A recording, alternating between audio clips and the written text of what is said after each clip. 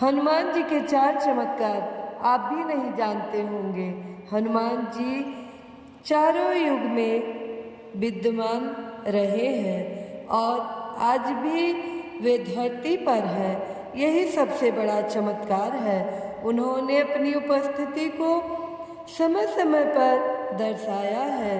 कलयुग में उन्होंने तुलसीदास जी, रामदास, नीम करोली बाबा आदि कई साधु संतों को दर्शन देकर यह बताया है कि मैं आज भी धरती पर हूँ। तो चलिए जान लेते हैं उनके 4 खास चमत्कार। पहला चमत्कार, भगवान श्री कृष्ण की 8 पत्नियां थीं। रुक्मणी, जामवंती, सत्यभामा, कालिंदी, मित्रविंदा, सत्या, भद्रा और लक्ष्मणा। इसमें से सत्यभामा को अपनी सुंदरता और महारानी होने का घमंड हो चला था, तो दूसरी ओर सुदर्शन चक्र खुद को सबसे शक्तिशाली समझता था और विष्णु जी का वाहन गरुड़ को भी अपने सबसे तेज उड़ान भरने का घमंड था। श्री कृष्ण ने गरुड़ देव को हनुमान जी को बुलाने के लिए कहा, जो द्वारिका से हजारों किलोमीटर दूर गंधमादन पर्वत पर विराजमान थे।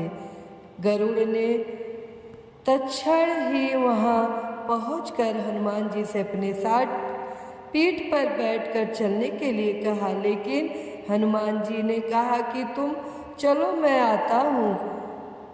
गरुड़ देव ने कहा कि तुम वहाँ उतनी जल्दी नहीं पहुँच सकते जितनी जल्दी मैं पहुँच सकता हूँ। हनुमान जी ने कहा कि देखते हैं, तुम चलो, मैं आता हूँ। हनुमान जी अपनी शक्ति से गरुड़ जी से पहले द्वारिका के द्वार पर पहुँच जाते हैं। वहाँ सुदर्शन चक्र उन्हें रोक कर कहता है कि सुनो बानर, तुम मेरी आज्ञा के बगैर अंदर नहीं जा सकते। हनुमान जी सुदर्शन चक्र को पकड़कर अपनी काख में दबा लेते हैं और अंदर चले जाते हैं। वहाँ पर एक झूले में श्री कृष्ण और सत्यभामा झूल रहे होते हैं, तो हनुमान जी श्री कृष्ण को देखकर उनके चरण छूकर बोलते हैं, प्रभु आप यहाँ पर अकेले इस दासी के साथ। यह सुनकर सत्यभामा सोच में पड़ जाती हैं। तब हनुमान जी श्री कृष्ण से पूछते हैं, प्रभु माँ सीता कहाँ है, जो इस जगत में सबसे सुंदर और मातृ तुल्य है। यह सुनकर श्री कृष्ण मुस्कुराते हैं और सत्यभामा के चेहरे की ओर देखते हैं। तभी गरुड़ जी आते हैं और हनुमान जी को अपने से पहले पहुंचा हुआ देखकर चौंक जाते हैं। इस तरह हनुमान जी के माध्यम से श्री कृष्ण तीनों का घमंड तोड़ देते हैं। दूसरा चमत्कार, एक बार वनवास काल में द्रौपदी को एक सरदल कमल दिखाई दिया। उसने उसे ले लिया और भीम से उसी प्रकार का एक और कमल लाने को कहा। भीम कमल लेने चल पड़े। आगे जाने पर भीम को गंधमादन पर्वत की चोटी पर एक विशाल केले का वन मिला, जिसमें वे घुस गए। इसी वन में हनुमान जी रहते थे। उन्होंने भीम के आने का पता लगा तो उन्होंने सोचा कि अब आगे स्वर्ग के मार्ग में जाना भीम के लिए हानिकारक होगा। वे भीम के रास्ते में लेट गए।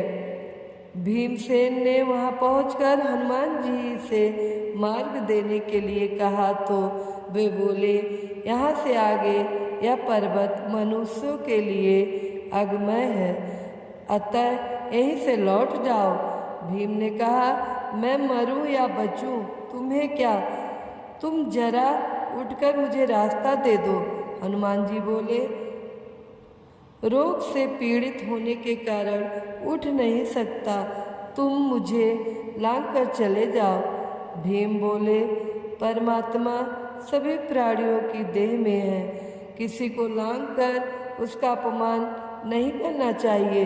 तब हनुमान जी बोले, तो तुम मेरी पूंछ पकड़कर हटा दो और निकल जाओ। भीम ने हनुमान की पूंछ पकड़कर जोरों से खींची, किंतु वह नहीं हिली। भीम का मुंह लज्जा से झुक गया। उन्होंने क्षमा मांगी और परिचय पूछा। तब हनुमान जी ने अपना परिचय दिया और वरदान दिया कि महाभारत युद्ध के समय मैं तुम लोगों की सहायता करूंगा। वस्तुतः विनम्रता ही शक्ति को पूजनीय बनाती है, इसलिए अपनी शक्ति पर अहंकार न कर उसका सत्य कार्यों में उपयोग कर समाज में आदरणीय बने। तीसरा चमत्कार आनंद रामायण में वर्णन है कि अर्जुन के रथ पर हनुमान जी के विराजित होने के पीछे भी कारण है। एक बार किसी रामेश्वरम तीर्थ में अर्जुन का हनुमान जी से मिलन हो जाता है। इस पहली मुलाकात में हनुमान जी से अर्जुन ने कहा, अरे राम और रावण के युद्ध के समय तो आप थे। हनुमान जी, हाँ। तभी अर्जुन ने कहा, आपके स्वामी श्री राम तो बड़े ही श्रेष्ठ धनुधारी थे, तो फिर उन्होंने समुद्र पार जाने के लिए पत्थरों का सेतु बनवाने की क्या आवश्यकता थी? यदि मैं वहां उपस्थित होता तो समुद्र पर बाणों का सेतु बना देता, जिस पर चढ़कर आपका पूरा वानर दल समुद्र पार कर लेता। इस पर हनुमान जी ने कहा, असंभव, बाणों का सेतु वहाँ पर कोई काम नहीं कर पाता। हमारा यदि एक भी बानर चढ़ता तो बाणों का सेतु छिन्न भिन्न हो जाता। अर्जुन ने कहा, नहीं, देखो यह सामने सरोवर है, मैं उस पर बाणों का एक सेतु बनाता हूँ। आप इस पर चढ़कर सरोवर को आसानी से पार कर लेंगे। तब अर्जुन ने कहा, यदि आपके चलने से सेतु टूट जाएगा तो मैं अग्नि में प्रवेश कर जाऊंगा, और यदि नहीं टूटता है तो आपको अग्नि में प्रवेश करना पड़ेगा। हनुमान जी ने कहा, मुझे स्वीकार है, मेरे 2 चरण ही इसे झेल लिए तो मैं हार स्वीकार कर लूँगा। तब अर्जुन ने अपने प्रचंड बाणों से सेतु तैयार कर दिया। जब तक सेतु बनकर तैयार नहीं हुआ तब तक तो हनुमान अपने लघु रूप में ही रहे, लेकिन जैसे ही सेतु तैयार हुआ हनुमान जी ने विराट रूप धारण कर लिया। हनुमान राम का स्मरण करते हुए उस बाणों के सेतु पर चढ़ गए। पहला पग रखते ही सेतु सारा का सारा डगमगाने लगा, दूसरा पैर रखते ही चरमराग और तीसरा पैर रखते ही सरोवर के जल में खून ही खून हो गया। तभी श्री हनुमान जी सेतु के नीचे उतर आए और अर्जुन से कहा कि अग्नि तैयार करो। अग्नि प्रज्वलित हुई और जैसे ही हनुमान अग्नि में कूदने चले वैसे भगवान श्री कृष्ण प्रकट हो गए, बोले, ठहरो। तभी अर्जुन और हनुमान ने उन्हें प्रणाम किया। भगवान ने सारा प्रसंग जानने के बाद कहा, हे हनुमान, आपका तीसरा पग सेतु पर पड़ा। उस समय मैं कछुआ बनकर सेतु के नीचे लेटा हुआ था। आपकी शक्ति से आपके पैर रखते ही मेरे कछुआ रूप से रक्त निकल गया। यह सेतु टूट तो पहले ही पग में जाता, यदि मैं कछुआ रूप में नहीं होता तो। यह सुनकर हनुमान जी को काफ़ी कष्ट हुआ और उन्होंने क्षमा मांगी। मैं तो बड़ा अपराधी निकला जो आपकी पीठ पर मैंने पैर रख दिया। मेरा यह अपराध कैसे दूर होगा भगवान? तब श्री कृष्ण ने कहा, यह सब मेरी इच्छा से हुआ है, आप मन खिन्न मत करो, और मेरी इच्छा है कि तुम अर्जुन के रथ की ध्वजा पर स्थान ग्रहण करो। इसलिए द्वापर में श्री हनुमान महाभारत के युद्ध में अर्जुन के रथ के ऊपर ध्वजा लिए बैठे रहते हैं। चौथा चमत्कार, भारतीय राज्य उड़ीसा में सप्तपुरियों में से एक है पुरी, जहाँ पर प्रभु जगन्नाथ विश्व प्रसिद्ध मंदिर है। इसे 4 धामों में से एक माना जाता है। इस मंदिर को राजा इंद्रद्युम्न ने हनुमान जी की प्रेरणा से बनवाया था। कहते हैं कि इस मंदिर की रक्षा का दायित्व प्रभु जगन्नाथ ने श्री हनुमान जी को सौंप रखा है। यहाँ के कण कण में हनुमान जी का निवास है। हनुमान जी ने यहाँ कई तरह के चमत्कार दिखाए हैं। उन्हीं में से एक है समुद्र के पास स्थित मंदिर के भीतर समुद्र की आवाज़ को रोक देना। इस मंदिर के चारों द्वार के सामने रामदूत हनुमान जी की चौकी है, अर्थात मंदिर है, परंतु मुख्य द्वार के सामने जो समुद्र है वहाँ पर बेड़ी हनुमान जी का वास है। यहाँ जगन्नाथपुरी में ही सागर तट पर बेदी हनुमान का प्राचीन एवं प्रसिद्ध मंदिर है। भक्त लोग बेड़ी में जकड़े हनुमान जी के दर्शन करने के लिए आते हैं। एक बार नारद जी भगवान जगन्नाथ के दर्शन के लिए पहुँचे तो उनका सामना हनुमान जी से हुआ।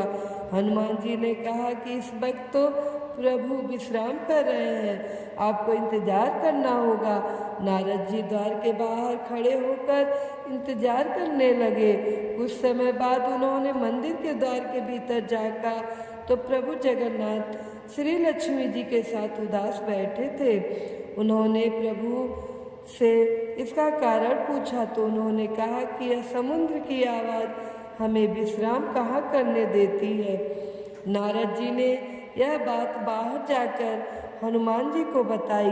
हनुमान जी ने क्रोधित होकर समुद्र से कहा कि तुम यहाँ से दूर हटकर अपनी आवाज़ रोक लो, क्योंकि मेरे स्वामी तुम्हारे शोर के कारण विश्राम नहीं कर पा रहे हैं। यह सुनकर समुद्र देव ने प्रकट होकर कहा कि हे महावीर हनुमान, यह आवाज़ रोकना मेरे बस में नहीं है। जहाँ तक पवन वेग चलेगा यह आवाज़ वहाँ तक जाएगी। आपको इसके लिए अपने पिता पवन देव से विनती करना चाहिए।